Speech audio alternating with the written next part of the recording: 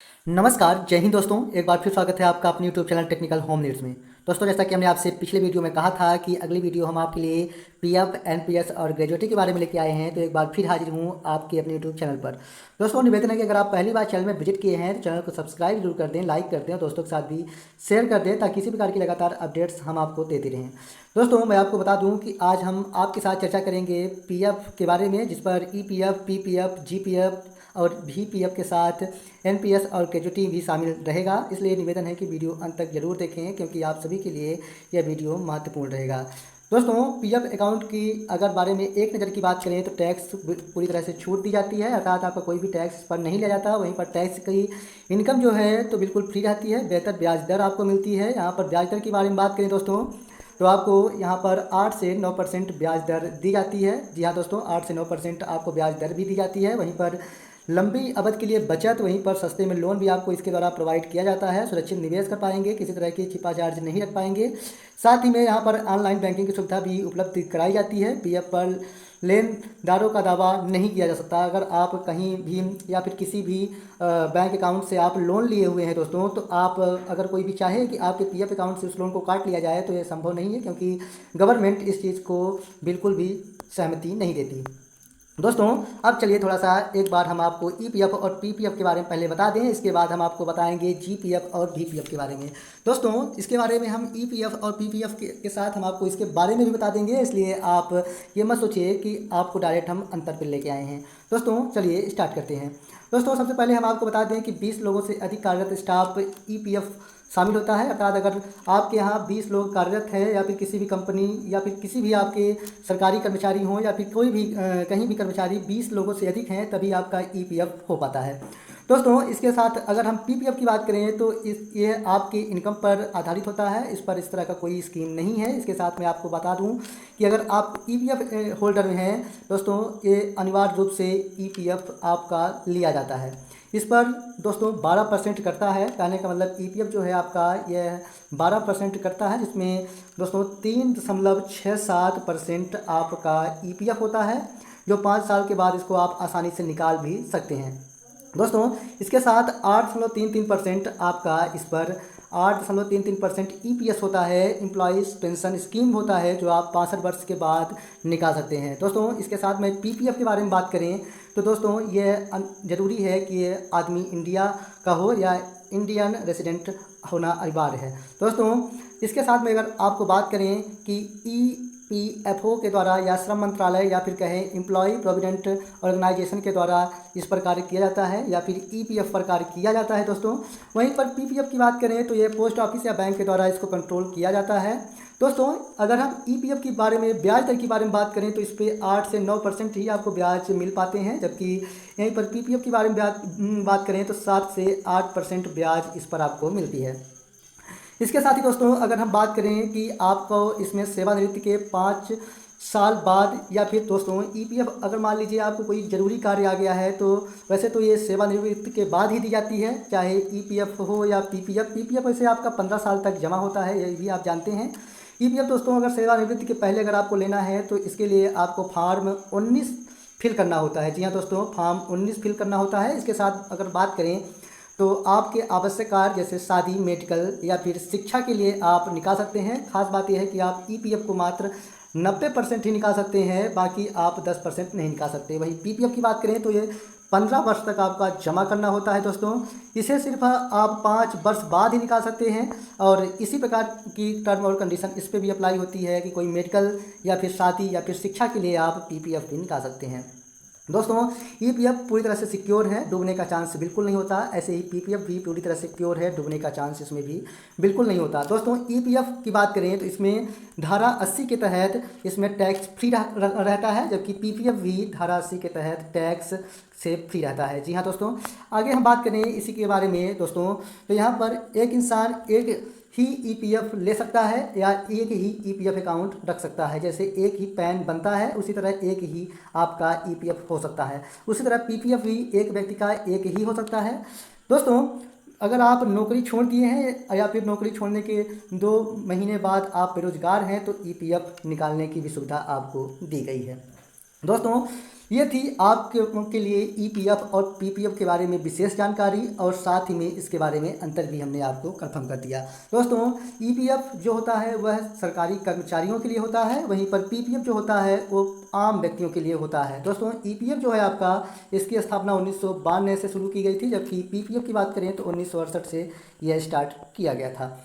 जी हाँ दोस्तों, इसके साथ मैं आपको थोड़ा सा और जानकारी दे दूं कि अगर आप 12% से ज़्यादा रखना चाहते हैं, या फिर आप कहना चाहते हैं कि हम 12% से ज़्यादा ब्याज कटाना चाहते हैं, और इसके बाद आप वृद्ध होने पर या फिर पेंशन के साथ आप ज़्यादा रकम पाना चाहते हैं, तो इसके लिए दोस्तों दो चीज़ें होती हैं। एक होती है दोस्तों VPF और एक होता है GPF। दोस्तों, GPF की बात करें तो ये सिर्फ सरकारी कर्मचारियों के लिए होता है, वहीं पर VPF की बात करें तो ये प्राइवेट कर्मचारियों के लिए होता है। दोस्तों, GPF का फुल फॉर्म होता है जनरल प्रोविडेंट फंड, जो सरकारी कर्मचारियों के लिए लागू होता है। वहीं पर BPF की बात करें तो वॉलेंट्री प्रोविडेंट फंड इसके लिए फुल फॉर्म होता है।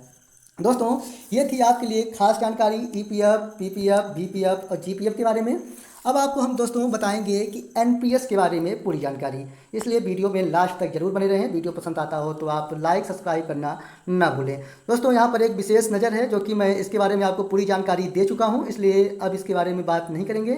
थोड़ा सा हम आपके साथ NPS के बारे में बात करेंगे। दोस्तों, NPS यानी नेशनल पेंशन स्कीम, जिसे NPS बोला जाता है।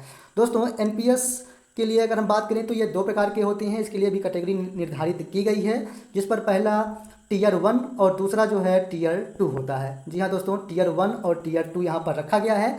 इसके साथ ही बता दें कि टियर जो 1 है दोस्तों, तो ये पेंशन पर आधारित है, जबकि टियर 2 स्वैच्छिक है, अपने स्वेच्छा से आप ले सकते हैं।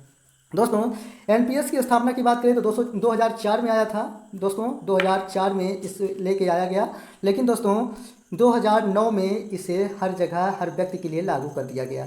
दोस्तों, इसके साथ ही अगर हम बात करें, महीने में 5,000 जमा कर सकते हैं आप NPS में। वहीं पर एज लिमिट की बात करें तो 18 से लेके 65 साल तक आप इस पर, या 60 साल तक आप इस पर जमा कर सकते हैं। दोस्तों, NPS के बारे में थोड़ा सा और बात करें तो आपको 5,000 रुपये मिलाकर सालाना 60,000 रुपये जमा करना पड़ता है।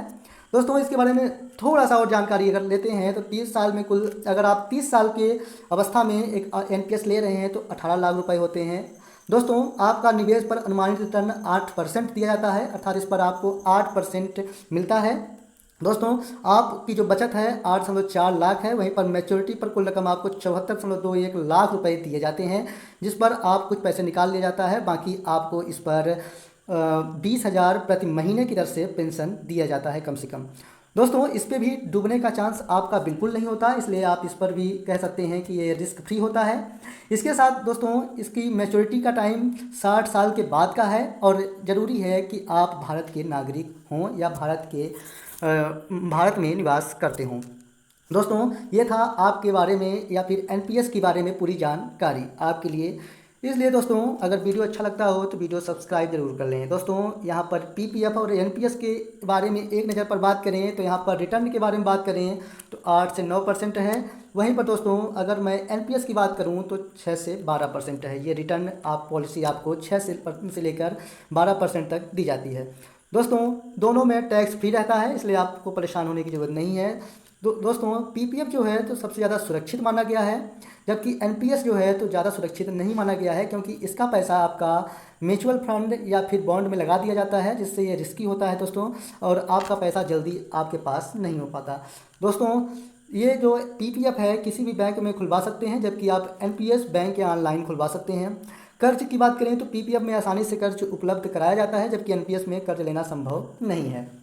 दोस्तों, अगर मैं थोड़ा सा और बात करूं दोस्तों, तो NPS और PPF की, तो NPS में आपका 9 से 10% आपको यहाँ पर दिया जाता है, जबकि PPF में आपका 7 से 8% ही ब्याज दर दी जाती है।